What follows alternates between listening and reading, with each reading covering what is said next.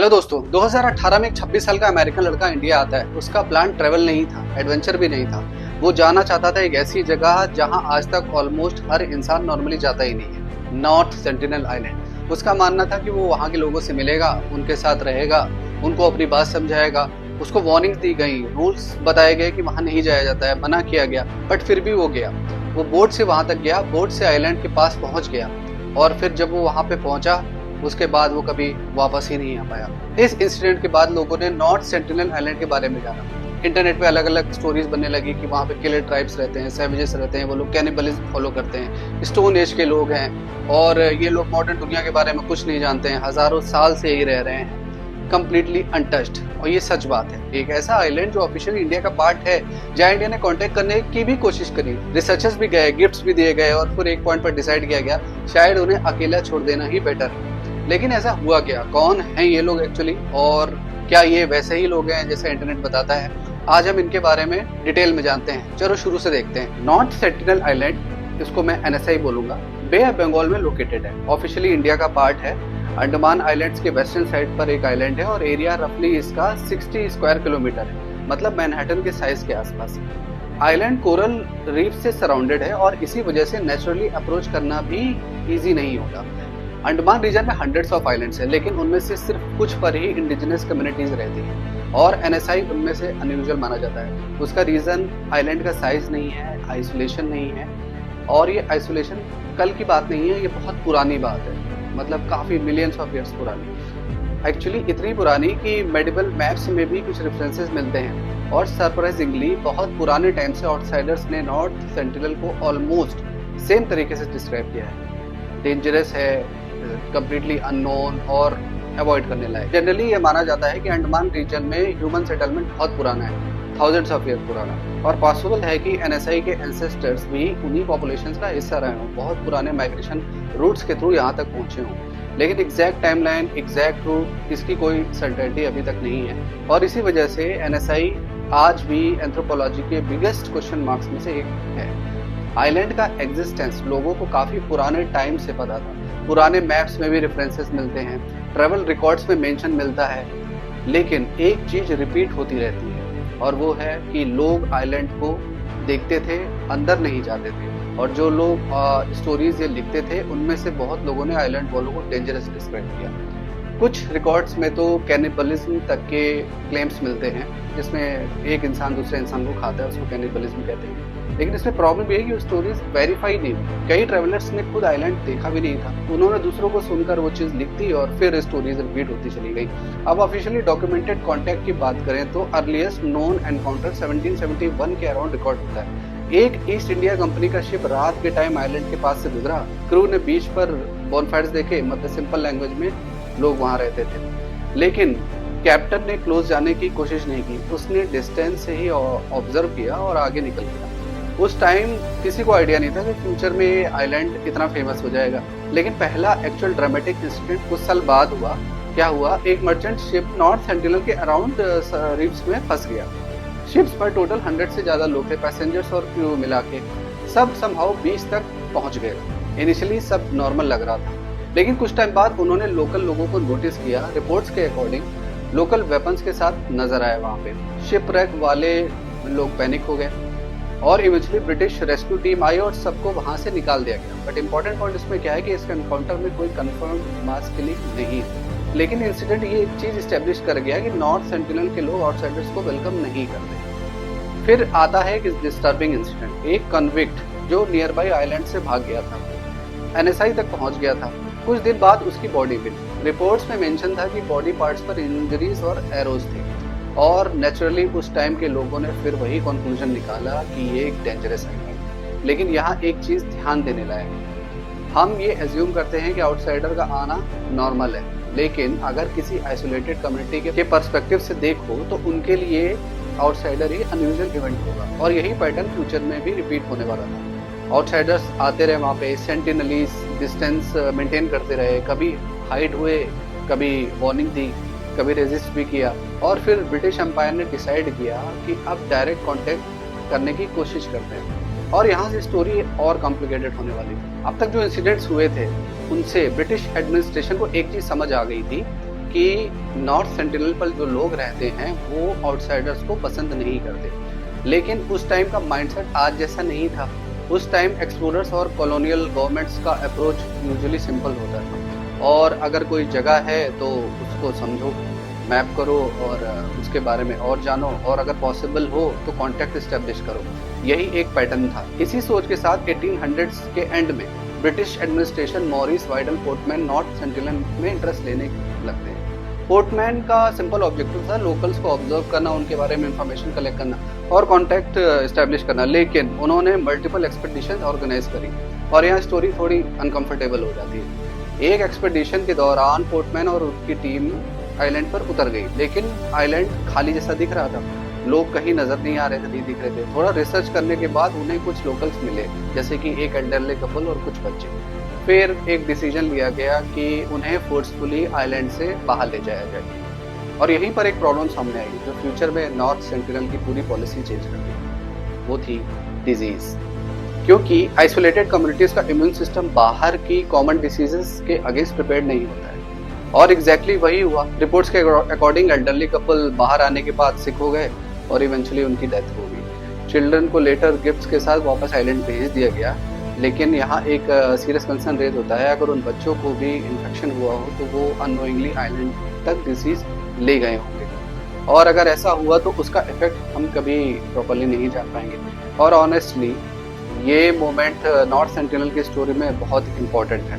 British administration ने भी interest lose कर दिया। रीजन सिंपल था, आइलैंड का कोई कमर्शियल वैल्यू नहीं था, स्ट्रेटेजिक इंपॉर्टेंस नहीं थी, और कोरल रीफ्स की वजह से अप्रोच बहुत डिफिकल्ट। तो धीरे धीरे पॉलिसी बन गई कि लीव देम अलोन।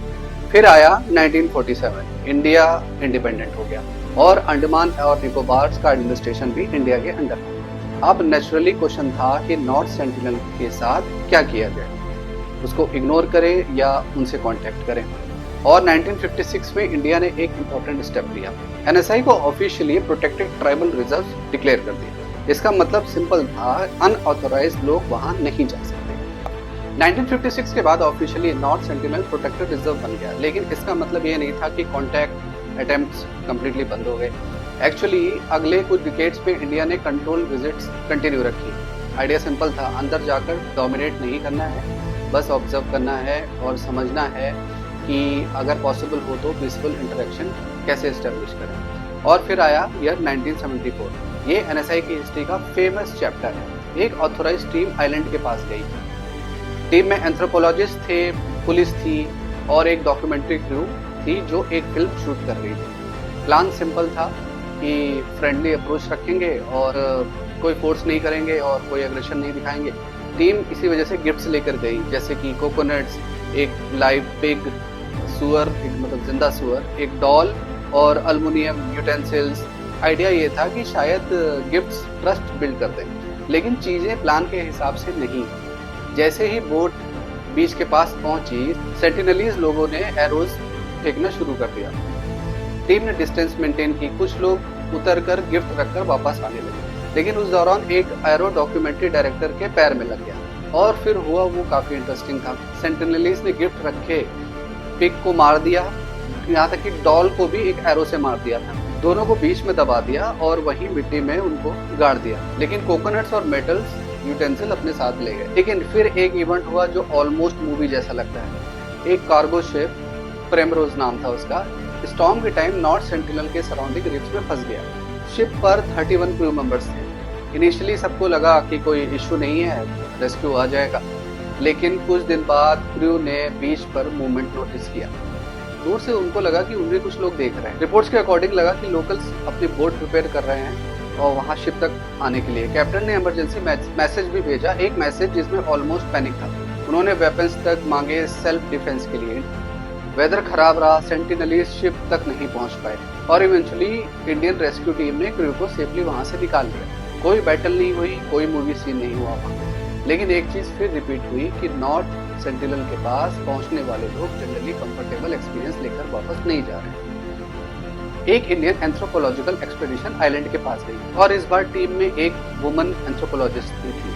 उनका नाम था डॉक्टर मधुमाला चट्टोपाध्याय। वो बोट से वाटर में कोकोनट्स को ड्रॉप कर रही थी। बीच पर सेंटिनलीज लोग खड़े हुए थे और धीरे धीरे वो पानी में आने लगे। कोकोनट्स को कलेक्ट करने लगे, डिस्टेंस कम होने लगी।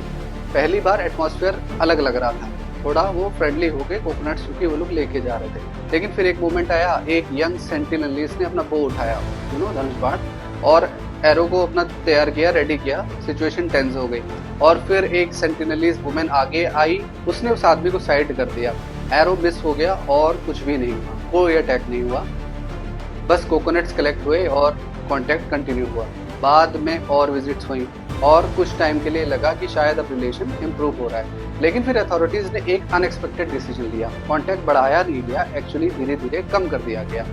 1991 के बाद काफी लोगों को लगा कि बस अब नॉर्थ सेंटिनल की मिस्ट्री खत्म होने वाली है। पहली बार पीसफुल इंटरेक्शन हुआ था, लोकल्स क्लोज आए थे, एरोज नहीं चले थे। रिसर्चर्स को लगा कि शायद धीरे धीरे ट्रस्ट बिल्ड हो जाएगा, लेकिन सरप्राइजिंगली एग्जैक्ट अपोजिट हुआ। इंडिया ने कांटेक्ट कम करना शुरू कर दिया और रीजन सुनने में सिंपल लगता है, वो रीजन है डिजीज। लेकिन एक्चुअली ये बहुत सीरियस कंसर्न था। हिस्ट्री ऑलरेडी बार बार दिखा चुकी थी कि आइसोलेटेड कम्युनिटीज आउटसाइड डिजीजेस के अगेंस्ट बहुत वल्नरेबल हो सकती हैं। एक नॉर्मल फ्लू या एक नॉर्मल कोल्ड जो हम कैजुअली सर्वाइव कर लेते हैं, वही किसी आइसोलेटेड ग्रुप के लिए डेंजरस बन सकता है। और एनएसआई में ऑलरेडी बहुत स्मॉल पॉपुलेशन थी, किसी को एग्जैक्ट नंबर नहीं पता, लेकिन इतनी स्मॉल कि एक आउटब्रेक ह्यूज इम्पैक्ट कर सकता था। अथॉरिटीज ने रियलाइज किया कि जितना ज़्यादा कॉन्टैक्ट होगा उतना ही ज़्यादा रिस्क होगा, और इसी पॉइंट पर थिंकिंग चीज होने लगी। ऑब्जेक्टिव ये नहीं रहा कि उन तक पहुंचना, ऑब्जेक्टिव ये बन गया कि उन्हें डिस्टर्ब नहीं करना है। इसी डायरेक्शन में लेटर एक एक्सक्लूजन जोन मेंटेन किया गया। सिंपल लैंग्वेज में आइलैंड के आसपास 5 किलोमीटर के एरिया में अनऑथोराइज्ड लोग नहीं जा सकते, ना ही कोई फिशरमैन, ना ही कोई टूरिस्ट, रैंडम एक्सप्लोरर्स भी नहीं। फिर आया year 2004, Indian ocean tsunami, entire reason impacted हुआ और नेचुरली लोगों का पहला थॉट था कि एनएसआई का क्या हुआ होगा। सैटेलाइट इमेजेस आई, सर्वे प्लान हुआ, कोस्ट गार्ड हेलीकॉप्टर आइलैंड पर उतर गए, और फिर जो हुआ वो नॉर्थ सेंटिनल की सबसे फेमस इमेजेस में से एक बन गया। बीच पर एक आदमी खड़ा था, उसने हेलीकॉप्टर की तरफ देखा और एरो एम कर दिया। सोचिए, हेलीकॉप्टर पे भी एरो एम कर दिया। फोटो ली गई और वो फोटो पूरी दुनिया में स्प्रेड हो गई। बहुत लोगों ने उस फोटो को एक सिंबल की तरह देखा कि एक आइसोलेटेड कम्युनिटी है, एक जायंट डिजास्टर सर्वाइव करने के बाद भी वही मैसेज दे रही थी कि हम ठीक हैं, वी आर ओके, बस ह्यूमन हमें अकेला छोड़ दो, हमें डिस्टर्ब मत करो।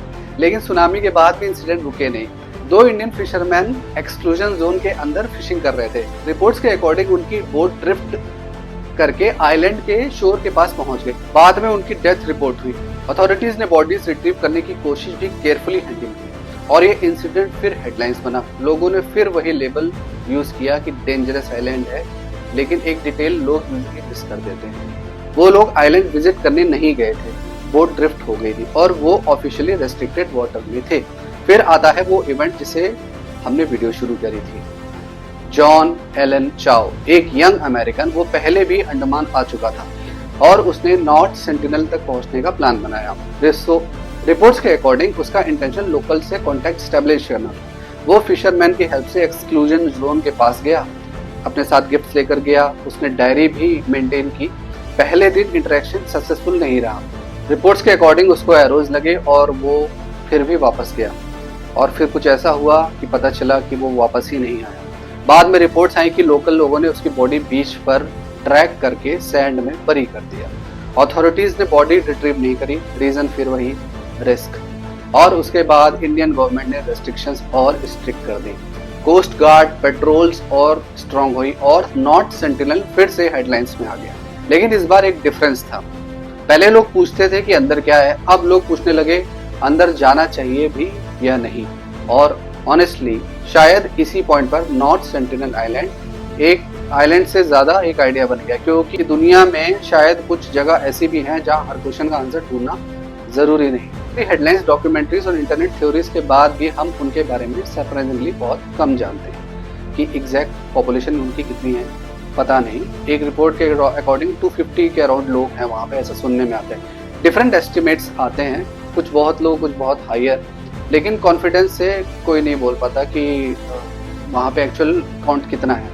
लैंग्वेज कैसे क्या है वहाँ पे ये किसी को भी पता नहीं है। रिसर्चर्स को लगता है कि शायद अंडमान की दूसरी नेटिव लैंग्वेजेस में से कोई रिलेशन हो, लेकिन प्रॉपरली क्लासीफाई नहीं की गई। आज नॉर्थ सेंटिनल का कोई आदमी हमारे सामने आकर बात करे तो चांसेस हैं कि हम एक वर्ड भी ना समझ पाए और शायद वो भी हमें ना समझे। सेंटिनलीज हंटिंग, फिशिंग और गैदरिंग पर डिपेंड करते हैं, स्मॉल बोट्स यूज करते हैं, लेकिन उनको एग्रीकल्चर के बारे में नहीं पता, जो कि बहुत पहले डेवलप हो चुका है। बट वो लोग चूंकि पहले से वहाँ पे आके बसे हुए हैं तो उनको एग्रीकल्चर का जो जब डिस्कवरी हुई आज से 4-5 हज़ार साल पहले, तो उनको एग्रीकल्चर का नहीं पता है। उस टाइम के लोग यहाँ पे आके जो अर्ली ह्यूमंस थे वो यहाँ पे आके बसे हुए हैं तब से, और ये ट्राइब एग्जैक्टली वही है जो हम कहते हैं कि स्टोन एज के टाइम के लोग जिस तरीके से हुआ करते थे, सेम वही माइंडसेट, वही पैटर्न इन लोगों का है। क्योंकि बाहरी दुनिया से ये लोग डिस्कनेक्टेड रहे हैं हमेशा से, कभी कुछ पता नहीं चला और बाहर जाने की इन्होंने कोशिश भी नहीं करी, ना ही इनका कोई इच्छा हुई इस चीज़ की। तो ये उसी जोन में ही है, इसीलिए कहते हैं इनको ये स्टोन एज के लोग हैं। हर कम्युनिटी अडाप्ट करती है, बस हर कम्युनिटी का डायरेक्शन थोड़ा अलग होता है। जो चीज़ उनको अलग बनाती है वो टेक्नोलॉजी नहीं है, वो आइसोलेशन है। और इसी वजह से नॉर्थ सेंटिनल इतना फैसिनेटिंग लगता है, क्योंकि हम यूजुअली हर जगह पर पहुंचना चाहते हैं, हर चीज़ को रिकॉर्ड करना चाहते हैं, हर मिस्ट्री को सॉल्व करना चाहते हैं। यहाँ पे ऑलमोस्ट इंडिया ने अपोजिट डिसीजन लिया कि हम बस देख सकते हैं, हम वहाँ पर जा नहीं सकते, जो मेरे हिसाब से बहुत अच्छा डिसीजन है। नॉर्थ सेंटिनल की स्टोरी में वायलेंस है, मिसअंडरस्टैंडिंग है, क्यूरियोसिटी है, फेल्ड कॉन्टेक्ट भी है और कुछ मोमेंट्स फ्रेंडशिप के भी मिले हैं। लेकिन एक चीज़ बार बार रिपीट हुई है, वो है डिस्टेंस, और शायद इसी वजह से आज भी NSI दुनिया की सबसे अनयूजुअल जगहों में से एक माना जाता है। तो ओवरऑल यही है इसका कंक्लूजन कि ये जो आइलैंड है ये काफ़ी फैसिनेटिंग लगता है कि एकदम एक जगह ऐसी भी बनी हुई है पूरे वर्ल्ड में जहाँ पे लोग अभी भी इतने पुराने टाइम से रह रहे हैं, और जो अर्ली ह्यूमन जैसे कि अफ्रीका में हुए थे वो माइग्रेट होकर पूरे वर्ल्ड में गए और उन्हीं का पार्ट कुछ इस आइलैंड में आके बस गया। बाकी लोगों ने तो अडॉप्ट कर लिया अपने आप को पूरे वर्ल्ड में, लेकिन यहाँ के आइलैंड के लोगों ने अपने आप को कभी फर्दर अडॉप्ट नहीं किया, क्योंकि बाहर से ये लोग अपना कम्युनिकेशन एकदम बंद कर दिया। तो सोचिए जो ह्यूमंस उस टाइम पे पहले हुआ करते थे और जिस तरीके से वो, मतलब हमको एक वो देखने को मिलता है, एक साइंस देखने को मिलती है कि जब अर्ली ह्यूमंस थे तो उस टाइम पे कैसे वो जीते थे, किस तरीके की लाइफ पैटर्न वो फॉलो करते थे, क्योंकि उस समय तो कुछ भी नहीं था, कुछ भी का मतलब कुछ भी नहीं, नथिंगनेस। तो वही चीज़ हम एक एग्जाम्पल के तौर पे देख सकते हैं नॉर्थ सेंटिनल के लोगों को, कि वो दुनिया से कटे हुए हैं। तो एक तरीके से ये एक कहते हैं ना कि धरोहर है जो हम लोगों को संजो के रखना चाहिए, और इंडियन गवर्नमेंट ने बहुत सही काम किया है कि उनको छोड़ दिया अकेले, कि कुछ जगह ऐसी भी होनी चाहिए कि वहाँ पे इंसान अपने हिसाब से जिए और अपनी जो एक एंसेस्ट्री उनकी चली आ रही उस चीज़ को वो फॉलो करें और सेफ फील करें। हमारी मॉडर्न दुनिया में दुनिया भर के देश हैं, हर जगह सब चीज़ें अवेलेबिलिटी है, तो इट्स बेटर कि एक जगह को ऐसे ही छोड़ दिया जाए और उसको जस्ट एज अ देखा जाए कि हाँ यहाँ पे एक ऐसा आइलैंड है और क्यूरियोसिटी इससे हमेशा बनी रहेगी लोगों में। तो ये था पूरा नॉर्थ सेंटिनल आइलैंड का वीडियो। आई होप ये आपको पसंद आया। अगर पसंद आया तो प्लीज़ लाइक करना, शेयर करना, और इसी तरीके का अगर आपको कंटेंट पसंद है, डॉक्यूमेंट्री रिलेटेड, ट्रैवल रिलेटेड, तो प्लीज़ आप मेरे चैनल को ज़रूर सब्सक्राइब कीजिए और मुझसे जुड़े रहिए। मैं आपसे मिलता हूँ नेक्स्ट वीडियो में। Till then take care, bye bye and keep exploring the world. Thank you.